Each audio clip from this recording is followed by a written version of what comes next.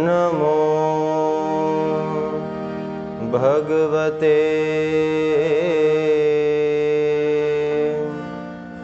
वासुदेवाय।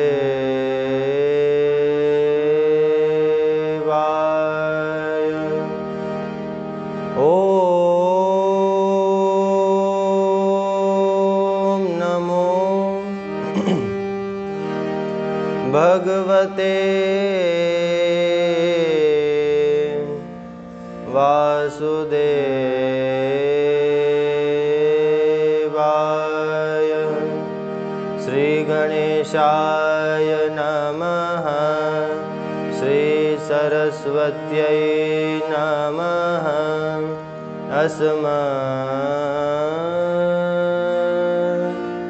गुरुभ्यो नमः। ध्येयं सदा परिभवग्नमभीष्टदोहं तीर्थास्पदं शिवविरञ्चिनुतं शरण्यं भृत्यार्तिहं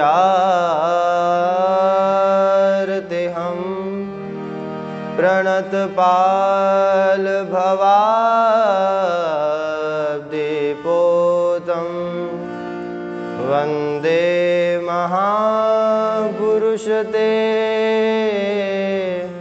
चरणारविन्दम्।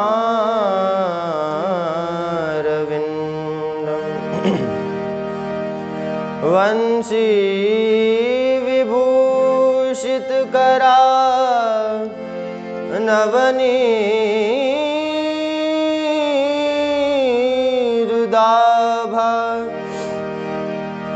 पीताम्बरादरुणबिम्ब फलादरोष्टान्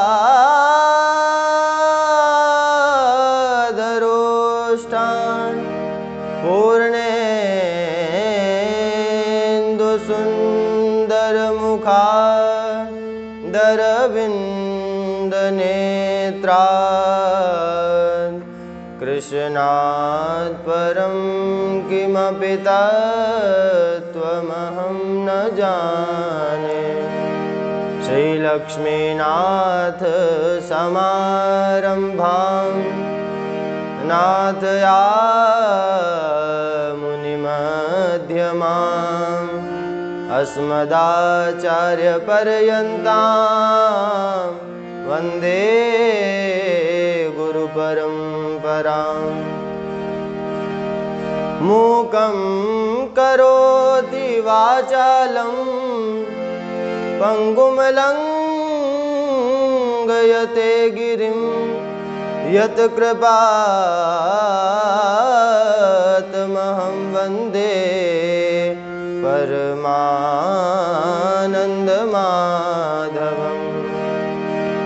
जय जय श्री राधारमण। जय जय नवल किशोर। जय गोपी चित चोर प्रभु। जय जय माखन चोर। श्री कृपा बिहारी लाल की जय।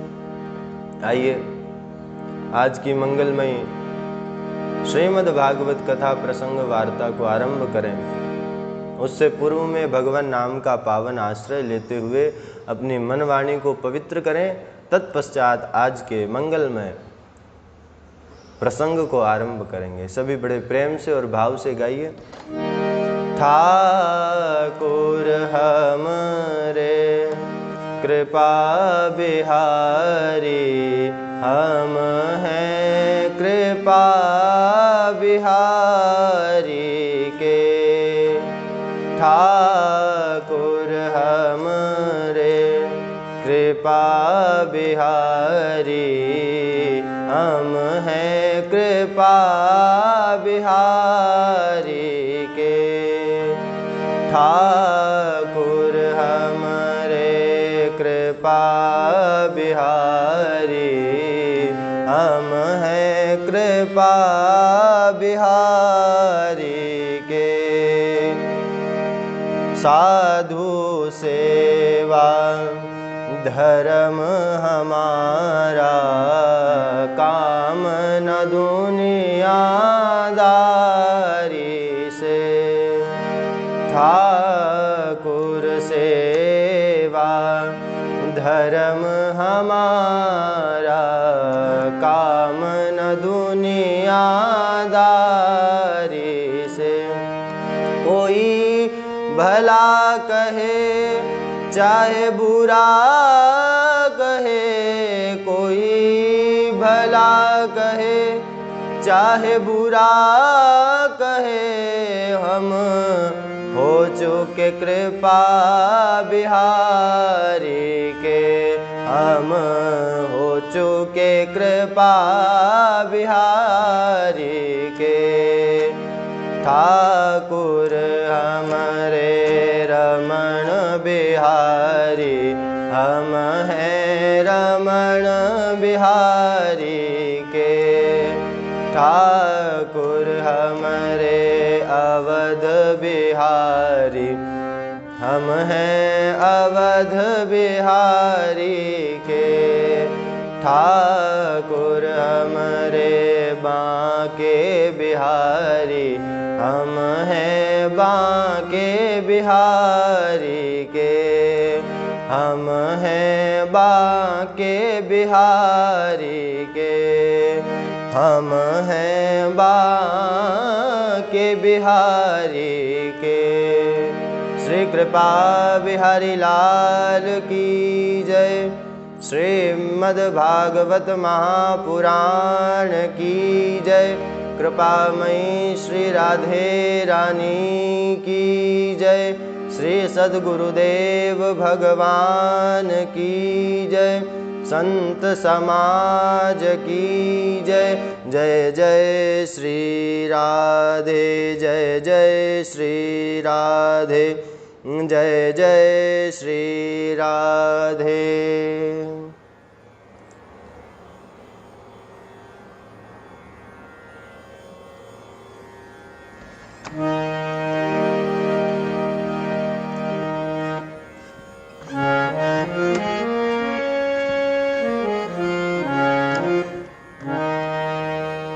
परम मंगलमय अनंत कोटि ब्रह्मांड नायक भक्त वांछा कल्पतरु भक्त वत्सल शरणागत वत्सल श्री कृपा बिहारी लाल और उन्हीं का वांग्मय स्वरूप श्रीमद् भागवत महापुराण।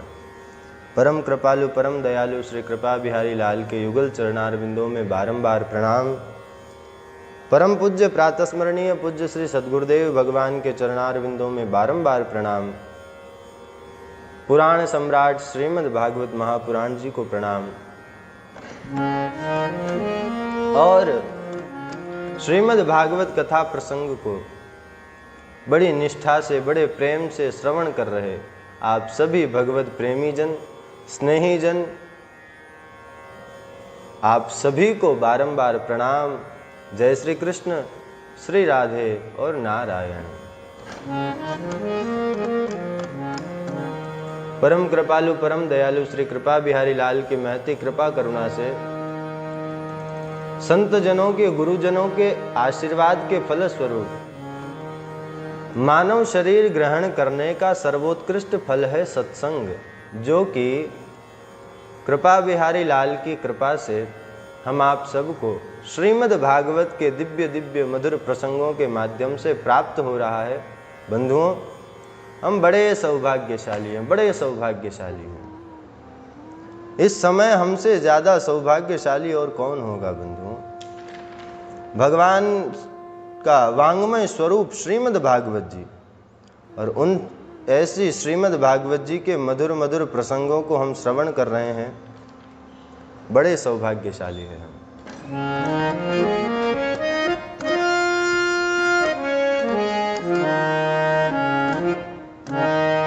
बंधुओं, आज का प्रसंग है ध्रुव चरित्र। 5 वर्ष की अवस्था में नन्हे से बालक ने भगवान का दर्शन कर लिया, भगवान को पा लिया। ऐसे भगवान के सबसे कम उम्र में प्राप्त करने वाले भगवत भक्त का आज हम चरित्र श्रवण करेंगे। बंधुओं, भगवान का भजन करना, कई लोग कहते हैं कि भगवान का भजन करना बचपन का काम नहीं है, भगवान का भजन तो 55 में करना चाहिए। अभी तो बच्चों का खेलने खाने कूदने की उम्र में है, अभी तो इधर उधर घूमने फिरने दो, बच्चों को खेलने दो, खाने दो, अभी उनकी उम्र ही क्या है। बंधुओं, भगवान का भजन करना हमने 55 का विषय बना लिया कि जब बुढ़े हो जाएंगे, नाक से बहने लगेगा नाला, लाठी से पड़ेगा पाला है। ऐसे समय में हमने विचार बना रखा है, अपनी मनस्थिति बना रखी है कि जब हम बूढ़े हो जाएंगे तब कोई काम तो है नहीं, भगवान का भजन करेंगे। नहीं बंधुओं, अंत समय में आपके मुख से भगवान का नाम निकलेगा, इसकी कोई गारंटी है आपके पास? आपको पता कैसे चलेगा कि आप बूढ़े भी होंगे? शायद आप बूढ़े ना हो, जवानी में ही आप अपने शरीर को छोड़ दो, तो फिर भगवान का भजन तो आपने किया नहीं। आप तो सोच रहे थे कि मैं बुढ़ा होऊंगा तब करूंगा, तो बुढ़े होने से पहले ही आप चले गए तो फिर क्या होगा? भगवान ने जो कृपा करके ये मनुष्य शरीर प्रदान किया, देव दुर्लभ है, देवता तरसते हैं इसके लिए। वो मनुष्य शरीर अनमोल हमको मिला और हमने भगवान का भजन न करके विचार बस बनाए रखा कि जब बुढ़े होंगे तब कोई काम तो है नहीं, तब भगवान का भजन करेंगे। तो आपके हाथ से बंधुओं अनमोल मणि निकल गई तो पुनः वापस नहीं मिलेगी।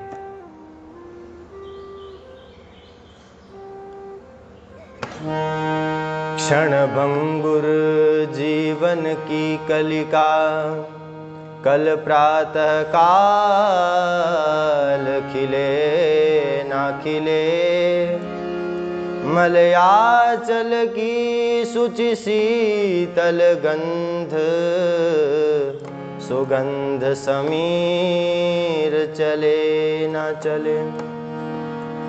कलिकाल कुठार लिए फिरता, तन नम्र है चोट जिले न जिले, रट ले हरि नाम अरि रसना,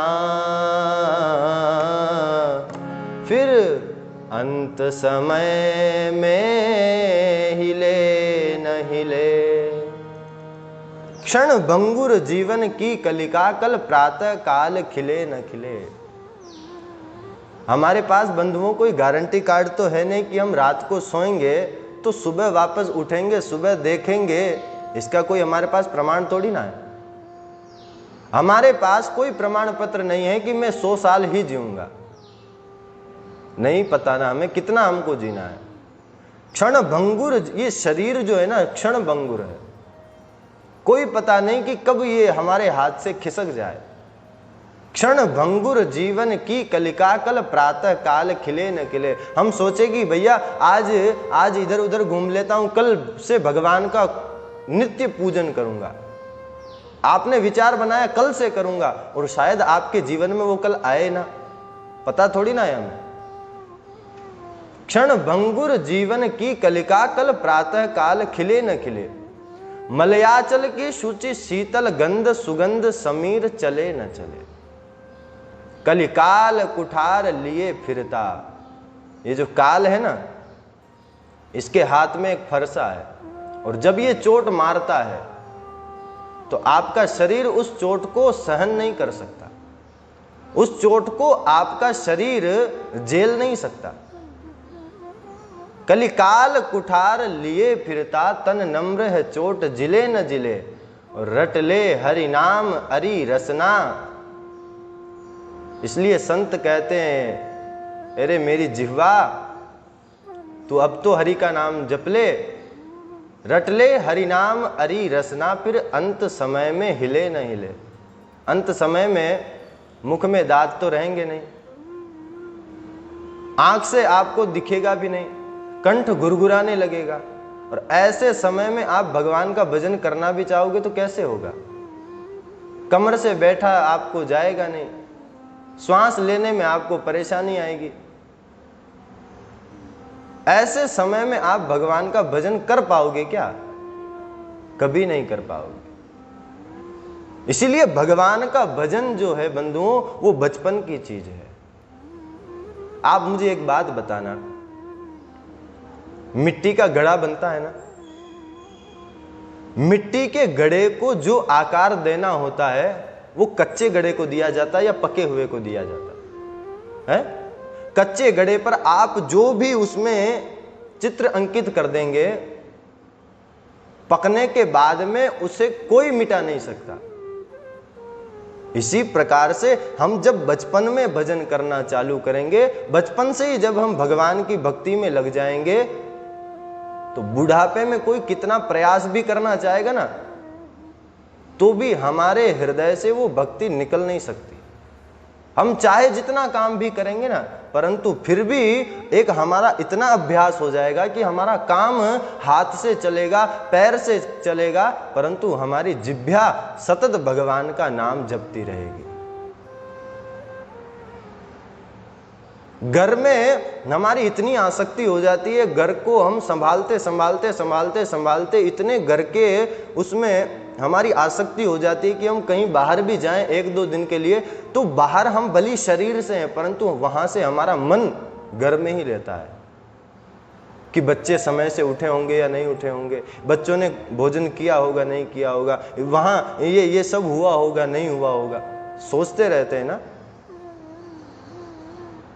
इसी प्रकार से जब हम बचपन से ही भगवान का भजन प्रारंभ कर देंगे बंधुओं, तो जितना समय हमें भगवत कृपा से प्राप्त हुआ है, जितना समय हमारा है 10 साल 20 साल 50 साल 100 साल, जितनी हमारी आयु है, उसी आयु में भगवत कृपा हमको प्राप्त हो जाएगी, भगवान का प्रेम प्राप्त हो जाएगा,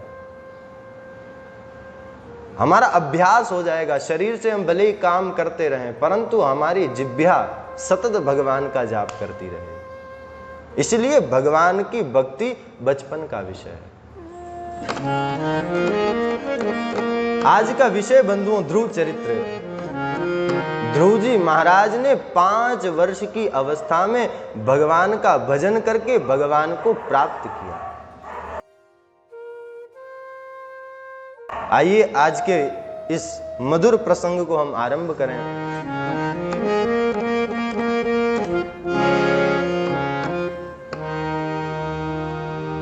बंधुओं, स्वयंभू मनु महाराज के 2 पुत्र हुए, उत्तानपाद और प्रियव्रत। उत्तानपाद राजा के 2 रानियां थी, सुनीति और सुरुचि। सुनीति और सुरुचि 2 रानियां थी उत्तानपाद राजा की। सुनीति का मतलब क्या है? सुष्ठु वेद शास्त्रानुकूला नीति यस्या सा सुनीति। जो वेद शास्त्रों की बात को अपने जीवन में धारण करे उसका नाम है सुनीति। और दूसरी पत्नी है, उसका नाम है सुरुचि। जो मनोनुकूला रुचि यस्या सा सुरुचि, जो अपने मनमाना आचरण करे, शास्त्र की बात को परे कर दे। अरे भैया शास्त्र बहुत पुराने हो गए हैं, शास्त्र की बात मानना इस समय में कहाँ उचित है, कहाँ संभव हो पाएगा, शास्त्र पुराने हो गए हैं। जो अपने मनमाना आचरण करे उसका नाम है सुरुचि। उत्तानपाद की 2 रानियां हैं और दोनों रानियों में से उत्तानपाद जो है वो सुरुचि से अधिक प्रेम करता है। जाये उत्तानपादस्य सुनीति सुरुचिस्तयो सुरुचि प्रेयसी पत्युर्नेतरायत सुतो ध्रुवः। उत्तानपाद सुरुचि से अधिक प्रेम करता है, सुनीति से उतना प्रेम नहीं करता। सुनीति के जो पुत्र हुआ उसका नाम है ध्रुव, और सुरुचि से जो पुत्र हुआ उसका नाम है उत्तम। यहां पर बंधुओं समझने की कोई बात है तो वो यही है कि उत्तानपाद हम सब हैं, जीव ही उत्तानपाद है। सुरुचि और सुनीति ये हमारी दो प्रकार की मति रहती है, बुद्धि। हम और सबको प्रेम रहता है सुरुचि से, जैसे उत्तानपाद को है ना सुरुचि से। अपने मन माना आचरण हमको करना चाहिए, है ना। हम अपने मन के अनुसार जो आचरण कर रहे हैं वही हमको सही लगता है। बड़े जन, गुरुजन, संतजन, ब्राह्मण जन कहे कि भैया ऐसा नहीं, ऐसा करना चाहिए, शास्त्र की बात बताए, नीति की बात बताए, तो हमें वो अच्छी नहीं लगती, उसको हम कोसों दूर रखते हैं, मनमाना आचरण हम करते हैं। और बंधुओं, जब मनमाना आचरण होता है ना तो उसके पुत्र कौन होता है? उत्तम। उत्तम का मतलब होता है जो आपको अच्छी लगती है, दूसरे को अच्छी नहीं लगती। और जब हम सुनीति का मार्ग अपनाते हैं अपने जीवन में, शास्त्रों की बात को हम अपने जीवन में धारण करते हैं, गुरुजनों के बात को जब हम अपने जीवन में धारण करते हैं तो उससे होता क्या है? ध्रुव।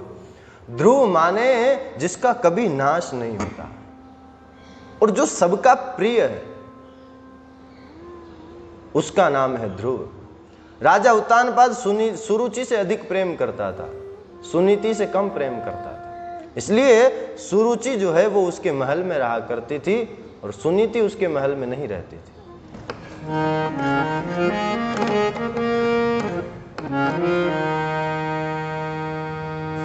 एक दिन बंधुओं, राजा उत्तानपाद अपने महल में बैठा था और महल में बैठा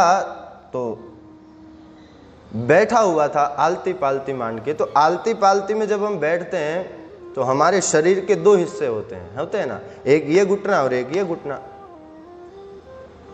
तो एक बार राजा राजमहल में बैठे थे तो एक गोदी में उनकी उत्तम बैठा था और राजा उसका खूब दुलार कर रहे थे। ध्रुव जी ने ये जब देखा तो ध्रुव जी ने विचार किया कि क्यों ना मैं भी अपने पिता की गोद में बैठूं, मैं भी उनका प्रेम पाऊं, वो मुझे भी दुलार करे।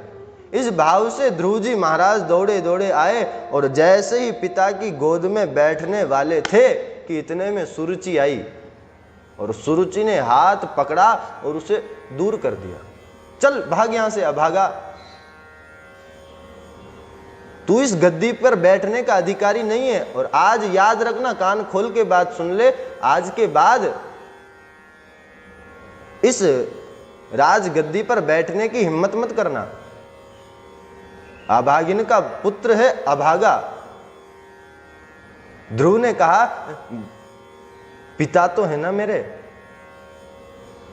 राजा का बेटा राजा होता है तो जितना अधिकार उत्तम का है उतना अधिकार मेरा भी है। पिता तो मेरे भी यही है, मैं भी बैठ सकता हूं इस राजगद्दी पर। पता है बंधुओं सुरुचि ने क्या कहा?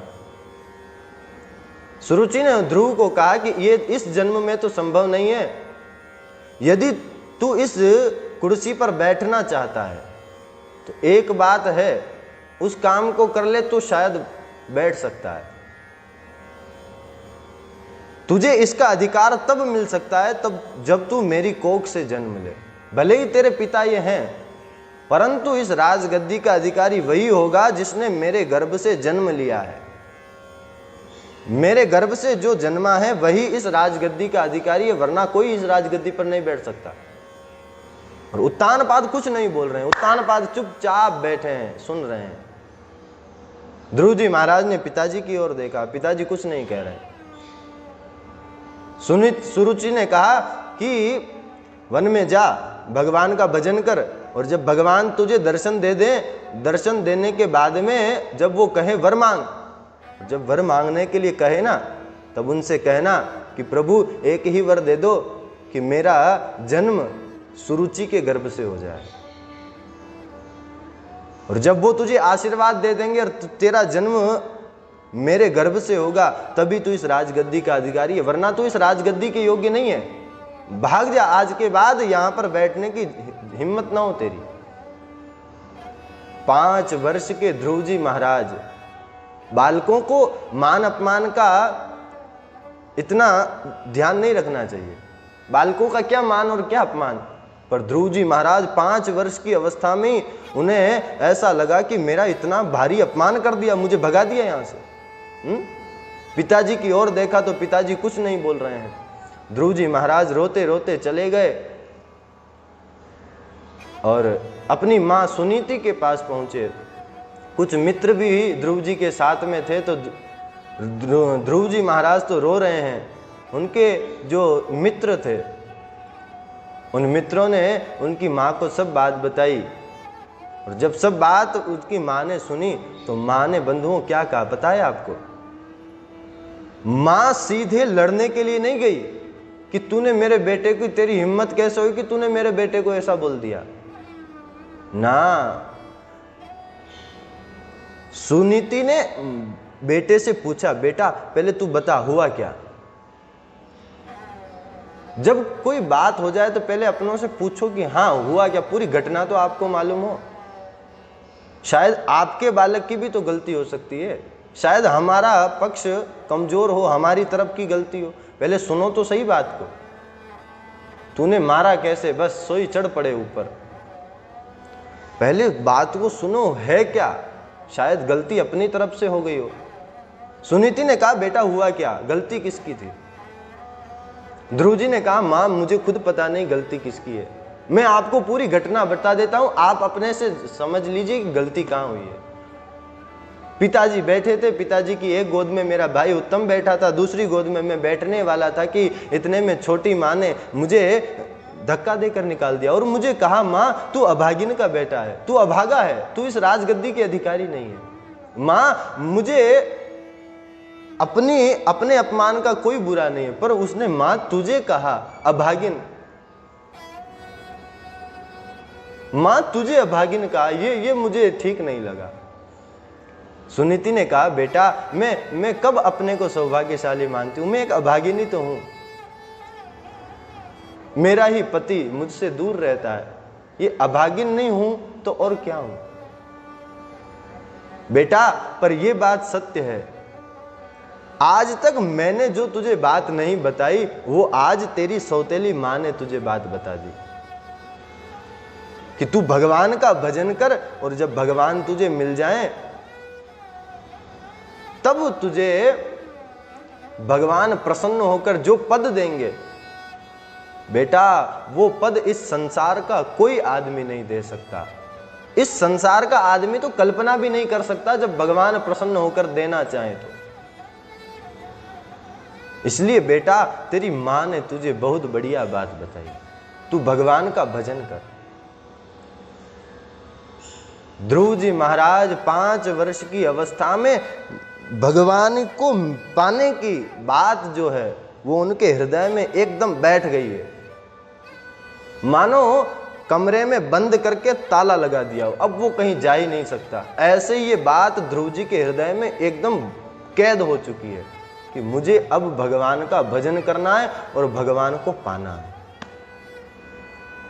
ध्रुव जी के महाराज के मन में यही बात है।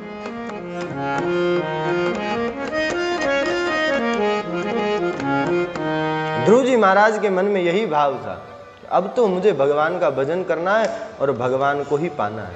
निकले हैं बंधुओं घर से भगवान का भजन के लिए, जंगल की ओर जा रहे हैं। सुना था कि संत महापुरुष सभी वन में भगवान का भजन करते हैं। ध्रुव जी महाराज निकल पड़े वन की ओर। कौन से वन? मधुवन। भगवान श्री ध्रुव जी महाराज मधुवन की ओर निकले। नारद जी ने देखा कि भैया 5 वर्ष का बालक वन की ओर जा रहा है।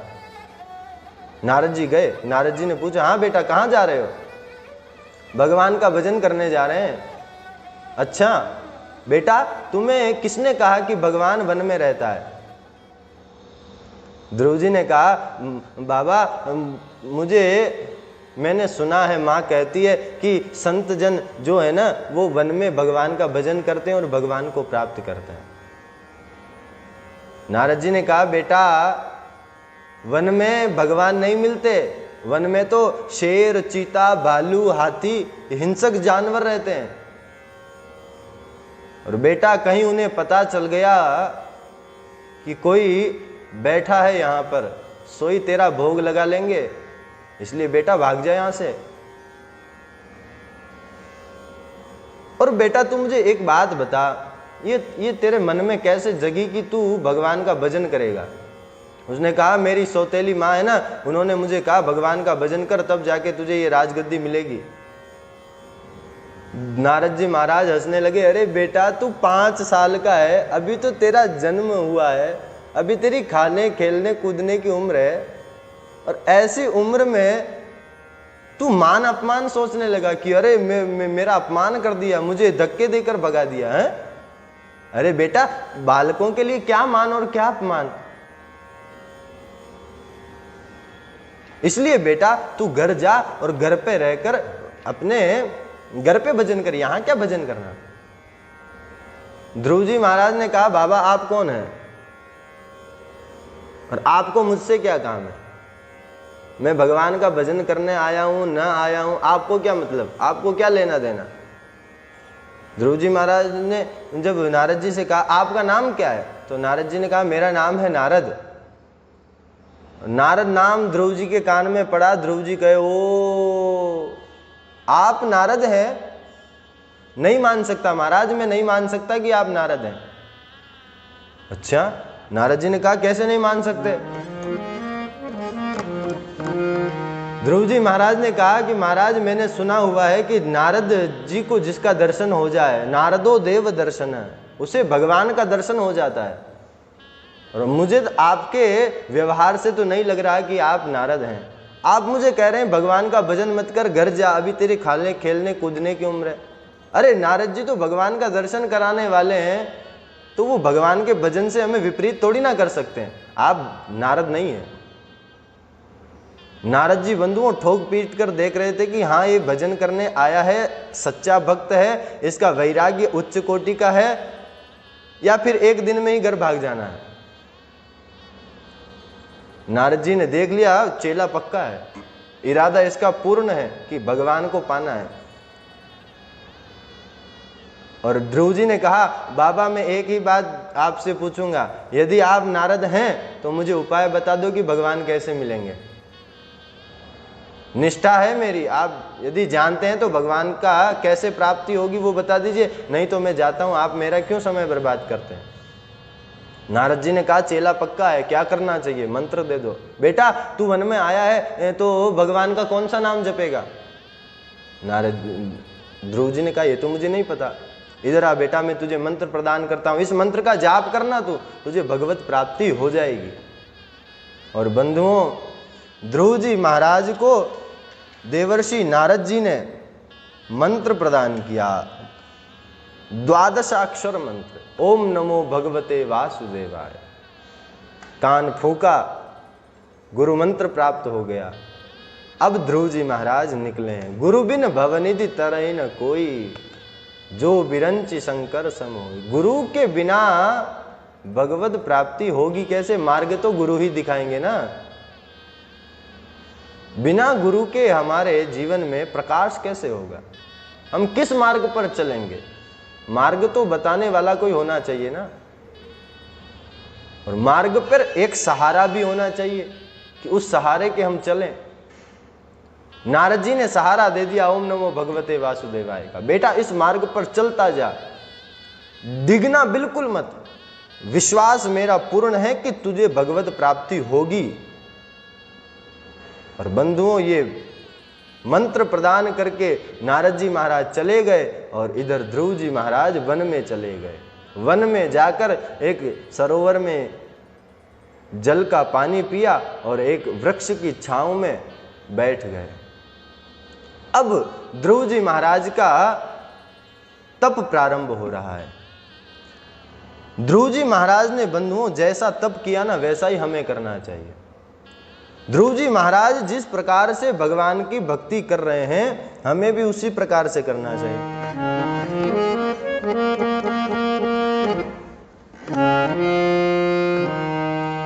ध्रुव जी महाराज ने बंधुओं 3 दिन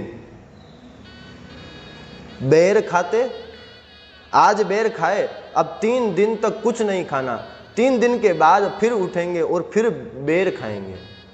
इस प्रकार से 1 महीने तक उनका तप चलता रहा। दूसरा महीना जैसे ही बढ़ा, अब 6 दिन तक कुछ नहीं खाते हैं। 6 दिन खाते हैं तो सूखे पत्ते और घास खाकर भगवान का भजन करते हैं। धीरे धीरे तीसरा महीना आया तो तीसरे महीने में खाना भी छोड़ दिया। अब 9 दिन तक कुछ नहीं खाते। 9 दिन के बाद में 1 दिन जल पीते और उसके बाद में पुनः भगवान का भजन करने लग जाते। चौथा महीना प्रारंभ हुआ बंधुओं, अब तो जल को भी छोड़ दिया। 12 दिन में 1 बार श्वास खींचते, बस अब भगवान का भजन कर रहे हैं। अब ये सांस 12 दिन बाद छूटेगी वापस।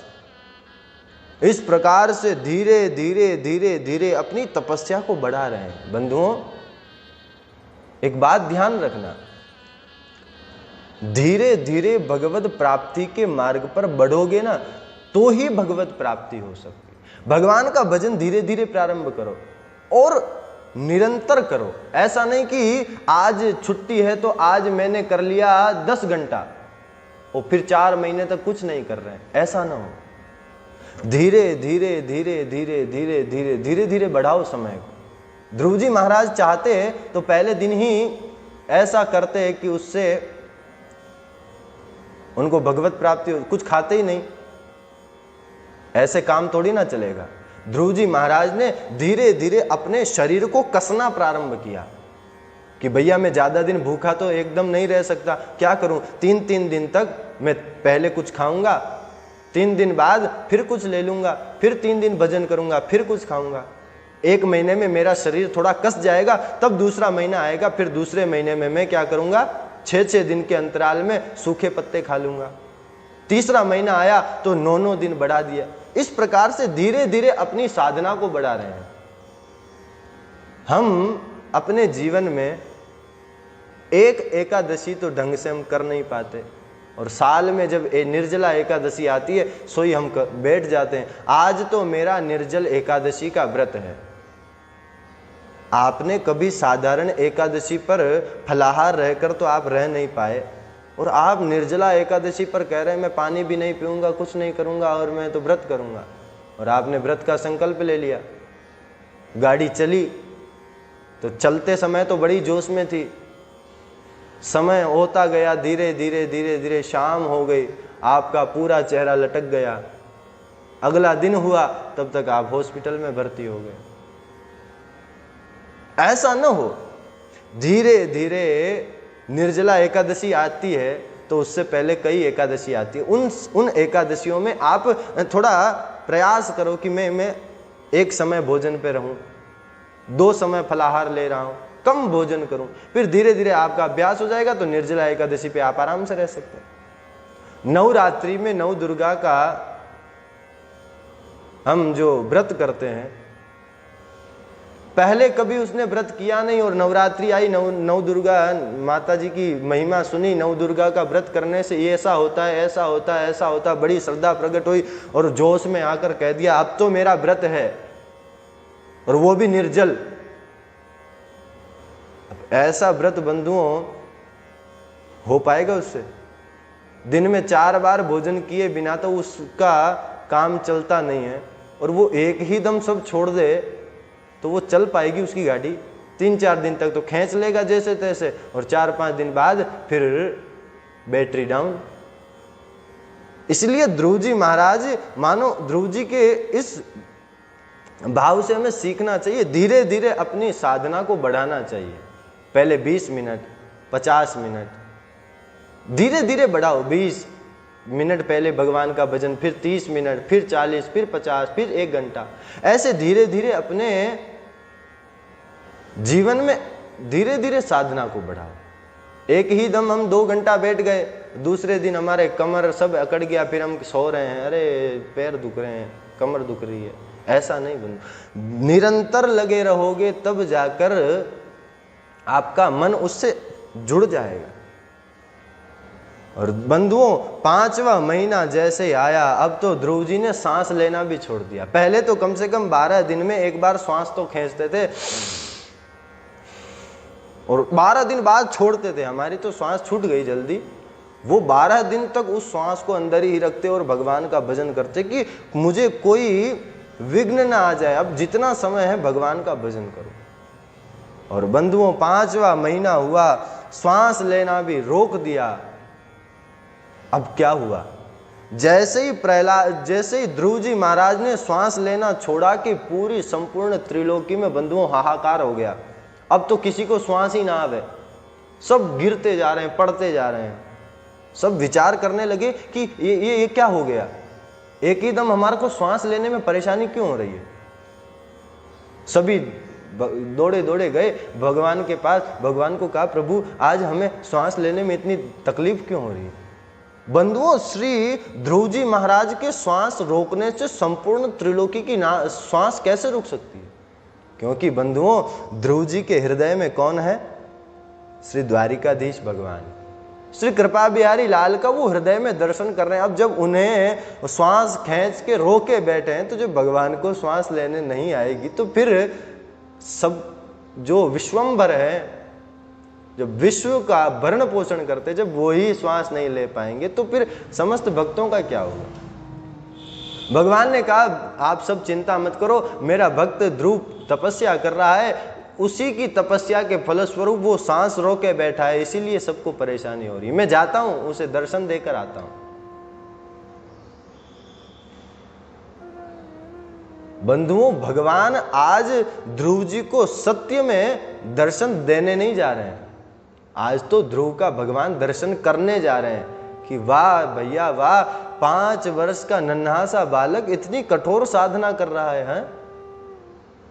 छोटे छोटे बच्चों को आप कहो बेटा चल मंदिर में बैठ भगवान का भजन कर, तो बंधुओं छोटे छोटे जो बालक होते हैं ना, वो बालक जब मंदिर में बैठते हैं उनको कहो हाँ बेटा ऐसे बैठ जा, और ऐसे बैठकर आंख बंद कर और मंत्र बोल, तो बच्चे इतने उस मंत्र में उनका इतना ध्यान रहता है कि उनकी एकदम स्थिति ऐसी समाधि जैसी हो जाती है। वो मुंह से बोलते रहेंगे और खूब बढ़िया प्रेम से आनंद से भगवान का नाम गाते हैं। आप देखोगे तो आपको लगेगा वाह अब तो कुछ देर में भगवान उतर ही आएंगे।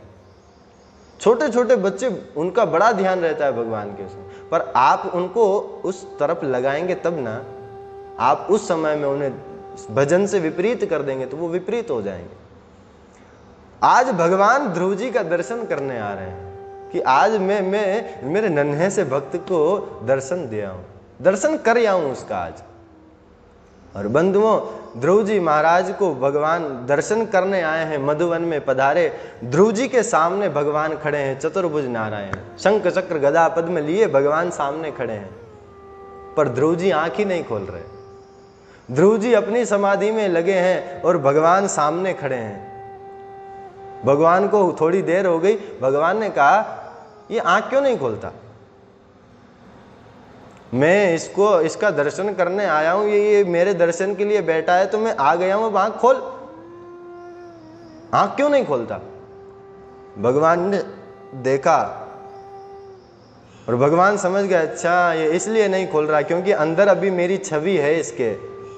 और भगवान ने बंधु वो अंदर जिस छवि का ध्रुव जी ध्यान कर रहे थे ना, और भगवान ने सबसे पहले उस छवि को अंतर ध्यान कर दिया, और जैसे ही वो छवि अंतर ध्यान हुई ध्रुव जी के नेत्र खुले, और जिस छवि का ध्यान कर रहे थे शंख चक्र गदा पद्मधारी भगवान नारायण का, वही नारायण सामने खड़े हैं। अब तो ध्रुव जी महाराज की आंखें फटी की फटी रह गई, आंख पलक भी न जपे और भगवान को देखे जा रहे हैं, देखे जा रहे हैं, देखे जा रहे हैं, देखे जा रहे हैं।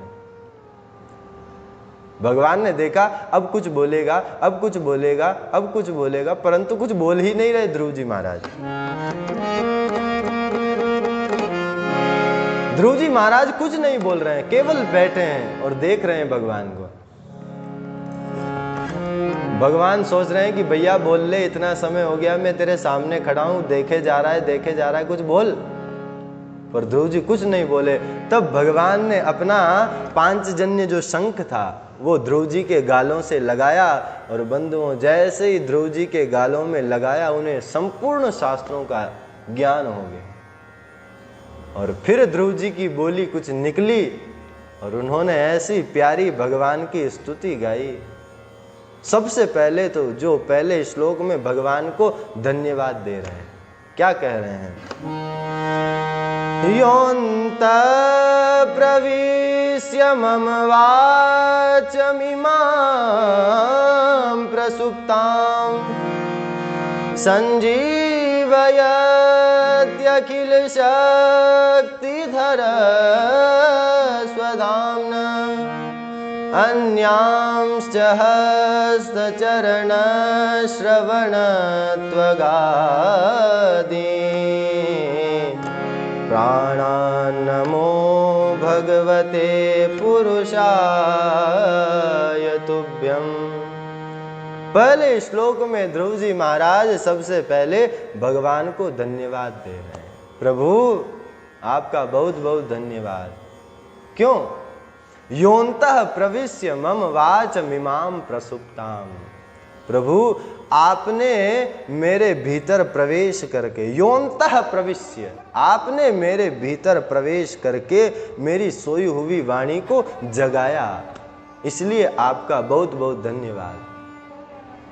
बंधुओं, जीवन में कृतज्ञ होना चाहिए। रोज बंधुओं भगवान को उठकर सबसे पहले धन्यवाद दो। कोई हमें 10-5 रुपए की 20-50 हजार की भी यदि किसी जरूरत हो और हम गए किसी से मांगने और उसने हमको पैसा दिया या कोई वस्तु दी, तो हम उसका एहसान कितना मानते हैं, बार बार उसके हाथ जोड़ते हैं, बार बार पैर पड़ते हैं, भैया तेरा बहुत बहुत धन्यवाद, तेरा बहुत बहुत धन्यवाद, तेरा कर्जा मेरे सिर पर चढ़ा रहेगा, कहते हैं ना।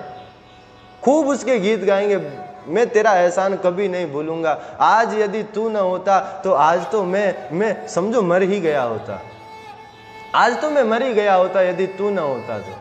तेरा बहुत बहुत एहसान रहेगा, मेरे ऊपर भी है, मेरे परिवार के ऊपर भी है, मेरी पूरी वंश खानदान पर तेरा एहसान रहेगा। बोलते हैं ना, एक साधारण आदमी ने आपको 50 हजार दे दिया या कोई वस्तु दे दी, आप उसके इतने ऋणी हो जाते हैं। और बंधुओं, जिस भगवान ने आपको अनमोल मानव शरीर दिया जिसकी कीमत आंका जाए तो वो अनमोल है,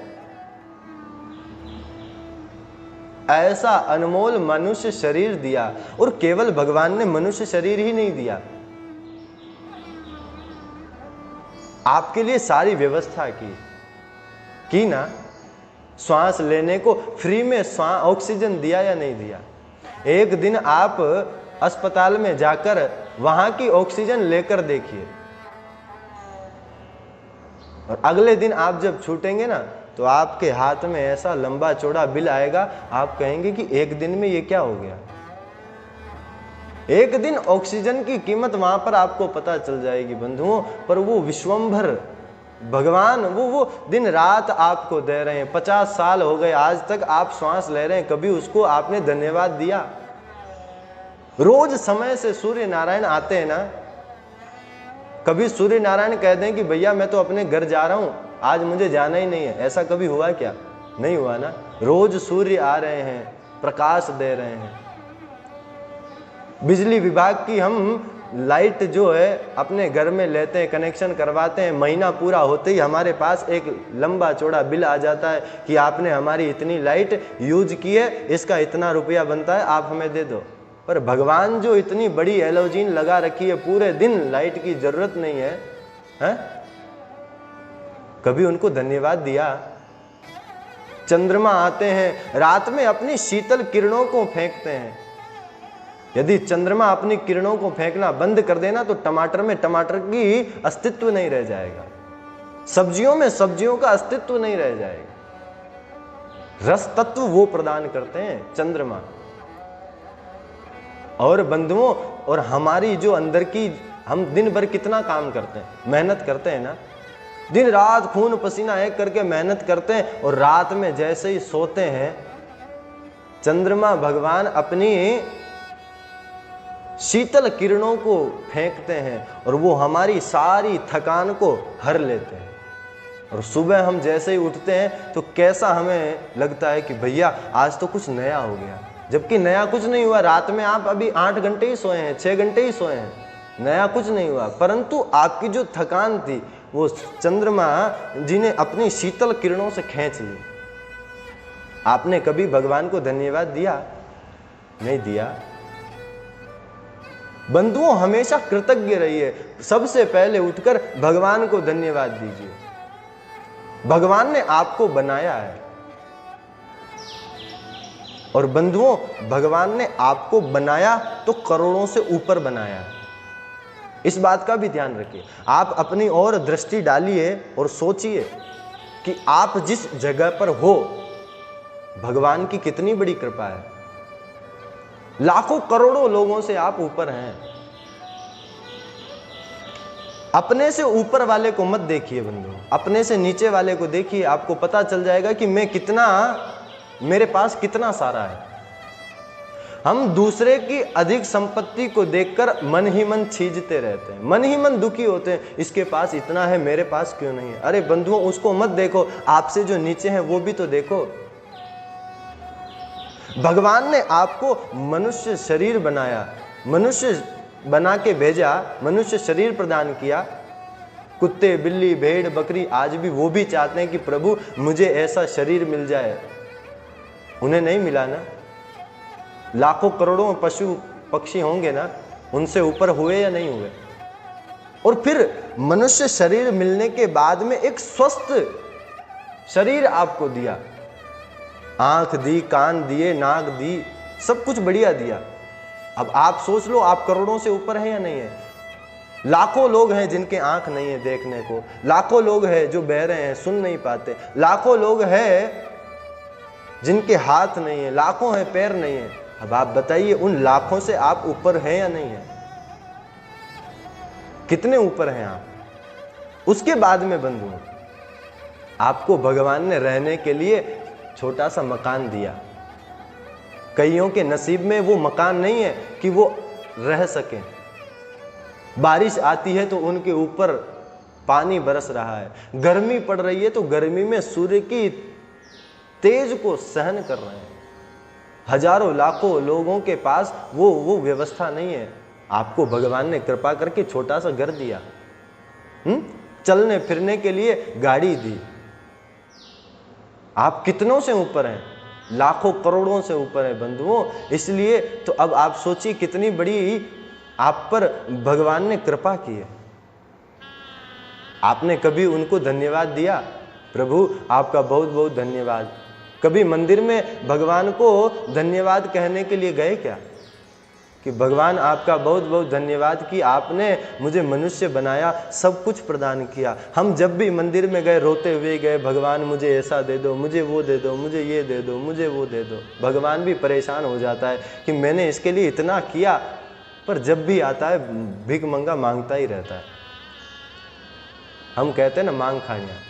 भगवान सोचते होंगे कि इससे बड़ा मंगता और कौन हो सकता है।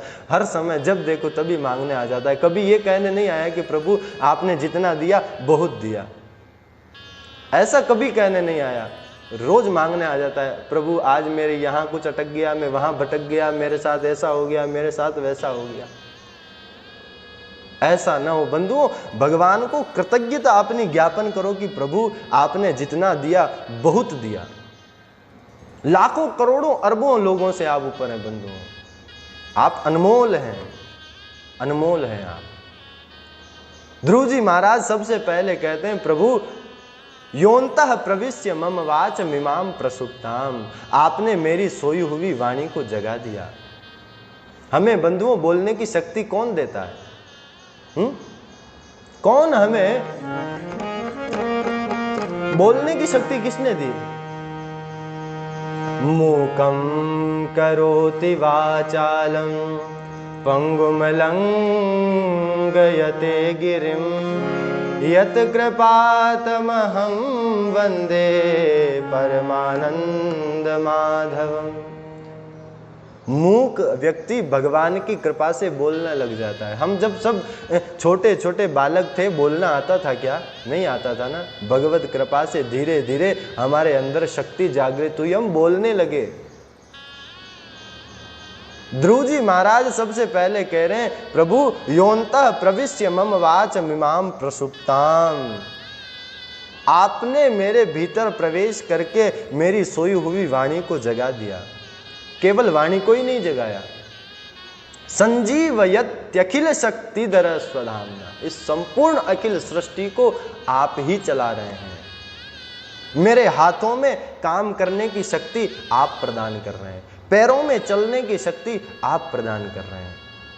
आप यदि भीतर बैठकर शक्ति न प्रदान करें तो मेरी आंख देख नहीं सकती, कान सुन नहीं सकते, नाक सूंघ नहीं सकती, मुख खा नहीं सकता है।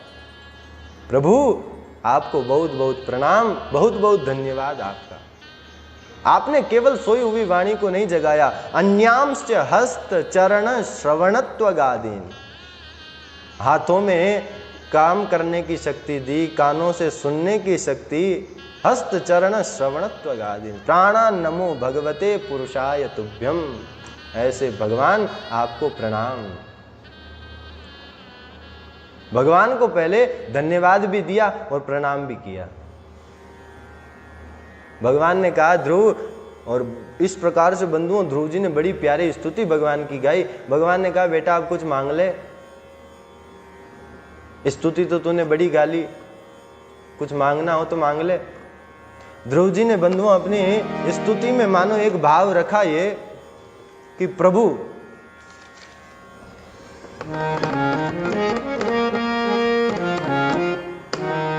आप कह रहे हैं तो मैं कुछ मांगू, वैसे इच्छा तो मेरी कुछ नहीं है कि आपसे मैं मांगू।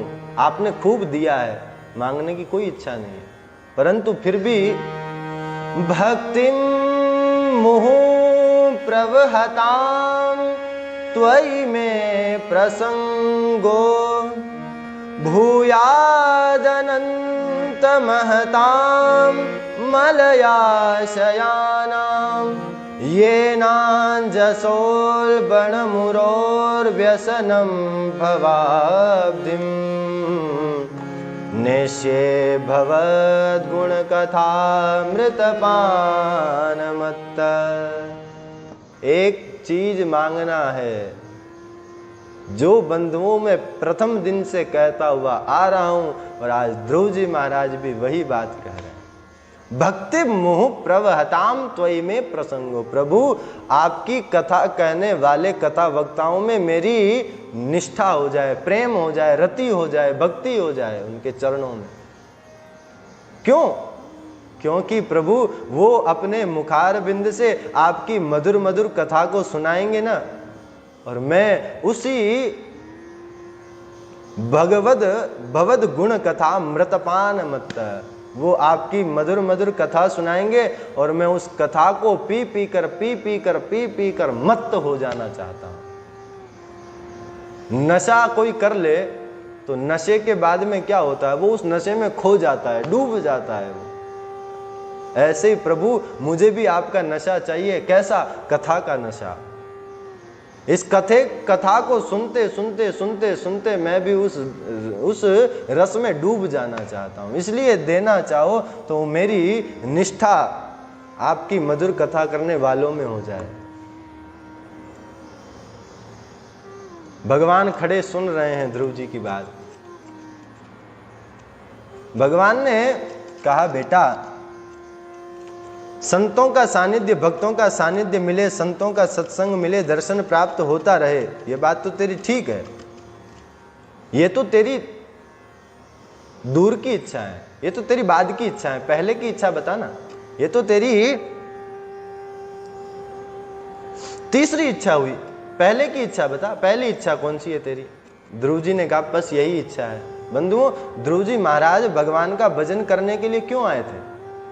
कि मुझे राजा बना दिया जाए, मैं राजा बन जाऊं। सौतेली माँ के वचनों से ही तो आए थे। राजा बनने के लिए मैं उस गद्दी पर बैठना चाहता हूँ। और अब जब भगवान का दर्शन हो गया, अब कह रहे हैं मुझे तो केवल संतों का संग मिल जाए। क्यों? जब मैं था तब हरि नहीं, अब हरि है मैं नाय। जब तक हमारे भीतर अहंकार था तब तक हमारे भीतर भगवान नहीं आए, और आज जब हमारा अहंकार छूटा, भगवान आए, तो अब मेरे भीतर अहंकार नहीं रहा। क्योंकि अब मुझे पता चल गया कि मैं तो फालतू में ही अहंकार कर रहा हूं। करने कराने वाले तो वो ठाकुर हैं, वो कृपा बिहारी सब कुछ कर रहे हैं, मैं तो केवल निमित्त खड़ा हूं, है? वो यदि वहां से श्वास खींच ले तो तुरंत ये ढांचा पड़ा रहेगा यहाँ पर, कुछ काम का नहीं है। जब मैं था तब हरि नहीं, अब हरि है मैं नाय। प्रभु जब तक आपका दर्शन नहीं किया था तब तक मेरी वो कामना थी कि मैं राजा बन जाऊं, परंतु अब तो मेरी एक यही इच्छा रह गई कि अब राजा नहीं बनना। राजा बन के क्या होगा, मैं तो आपके भजन में ही मत रहूं। भगवान ने बंधुओं ध्रुव जी की सारी इच्छाएं पूरी की। ध्रुव जी को कहा बेटा सबसे पहले तो तुझे घर जा, 36,000 वर्ष तक राज्य भोग, और उसके बाद में तुझे मैं एक लोक प्रदान करता हूं, वहां पर रहना तू। और बंधुओं ध्रुव जी को ध्रुव लोक प्रदान किया जिसका कभी नाश नहीं होता, ऐसा लोक परम पद प्रदान किया ध्रुव जी को। 5 वर्ष का बालक भगवान का भजन करके इतना बड़ा लोक पा सकता है, तो हम भगवान का भजन करके भगवान को नहीं पा सकते क्या? पा सकते हैं। इसलिए ये मत विचार करो कि भगवान का भजन बूढ़ापे में करेंगे ना। बंधुओं बूढ़ा सड़ा हुआ फल तो हम दुकान से स्वयं खरीद कर नहीं लाते, तो फिर आप सड़े गले होकर भगवान के पास जाओगे तो भगवान स्वीकार करेंगे क्या? इसलिए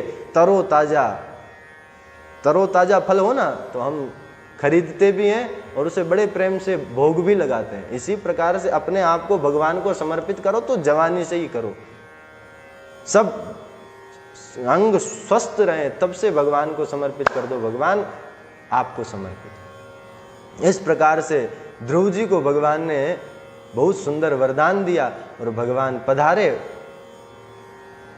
भगवान के जाने के बाद बंधुओं ध्रुव जी महाराज अपने घर जा रहे हैं।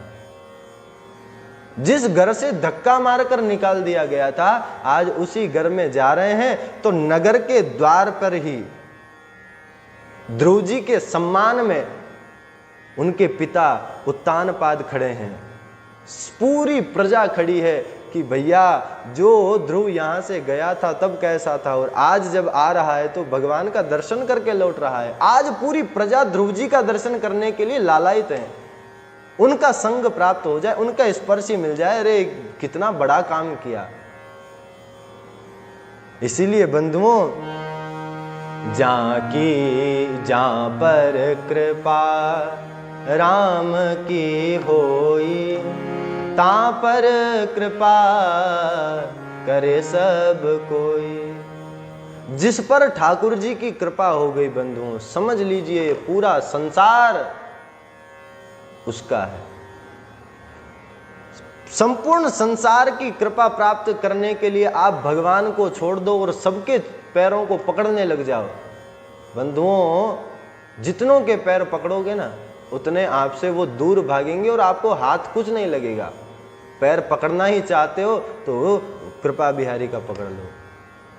ठाकुर जी के चरणों में अगर आपको पैर पकड़ने की आदत है तो भगवान के पैर पकड़ो बंधुओं। जब भगवान के पैर पकड़ोगे तो पूरा संसार आपके पैर पकड़ने के लिए तैयार रहेगा। भगवान के चरणों को छोड़कर आप पूरे संसार के पैर पकड़ते रहो, कोई फायदा नहीं है। जहां पर कृपा राम की होई ता पर कृपा करे सब कोई। भगवान की कृपा जिस पर है उस पर सब कृपा बरसाएंगे। और आप भगवान की कृपा नहीं है तो विचार कर लो, सबके पास दौड़े लगाते फिर लें, कुछ नहीं होगा। आज ध्रुव जी महाराज को भगवान का दर्शन हुआ तो जो घर से भगाने वाले थे आज वही स्वागत में खड़े हैं। नजरें नीची है ध्रुव जी का यथोचित सबने स्वागत किया। कहाँ? नगर से बाहर। अभी तो नगर में घुसे भी नहीं है, नगर से बाहर ही सबने स्वागत किया। और ध्रुव जी महाराज अपने महल में आए, माँ को प्रणाम किया, सभी को प्रणाम किया। 36,000 वर्ष तक अपने राजा बने, राज्य को संभाला और फिर अंत में काल लेने के लिए आया। तो काल बंधुओं उसका क्या बिगाड़ सकता है। मृत्यो मूर्धनिम पदम दत्वा, काल के सिर पर पैर रखकर ध्रुव जी महाराज अपने लोक में पधार गए।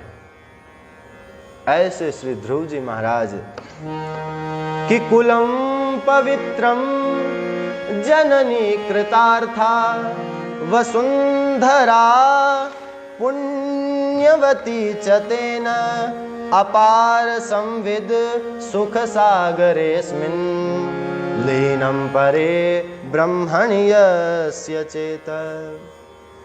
जिस कुल में ऐसा बालक जन्म ले ले वो कुल पवित्र हो जाता है, मां कृतार्थ हो जाती है। ऐसे भगवत भक्त को जन्म देकर मां कृतार्थ हो जाती है, उसका मां बनना श्रेष्ठ हो जाता है। ऐसे श्री ध्रुव जी महाराज खूब खूब खूब ध्रुव जी महाराज के चरणों में प्रणाम। आज की कथा को यहीं विश्राम। और बंधुओं, अंत में फिर यही कहूंगा, भक्ति करना बचपन का विषय है। छोटे छोटे बालकों को बचपन से ही भक्ति के मार्ग में लगा दो। भक्ति करना बचपन का विषय है। आज की कथा को यहीं विश्राम करें, उससे पूर्व में आओ 2 मिनट भगवान नाम का संकीर्तन कर लें, उसके बाद में अपनी वाणी को यहीं विराम।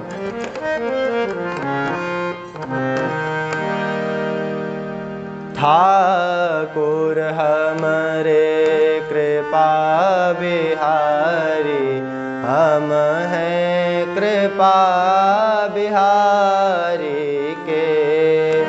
ठाकुर हमरे कृपा बिहारी, हम हैं कृपा बिहारी के। साधु सेवा धर्म हमारा, साधु सेवा धर्म हमारा, काम न दुनियादारी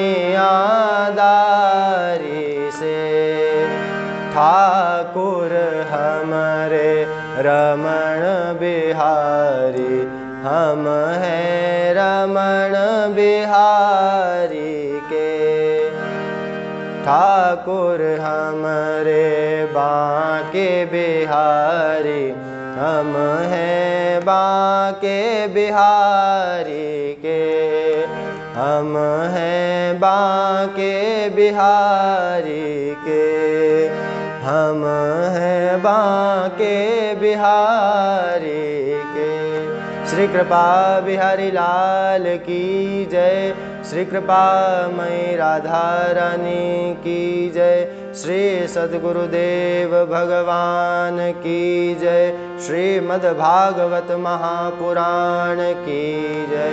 जय जय श्री राधे, जय जय श्री राधे, जय जय श्री राधे। नमः पार्वती पतये, हर हर महादेव। आज की कथा प्रसंग को यहीं विराम। आप सभी को बारंबार प्रणाम। जय श्री कृष्ण, श्री राधे और नारायण।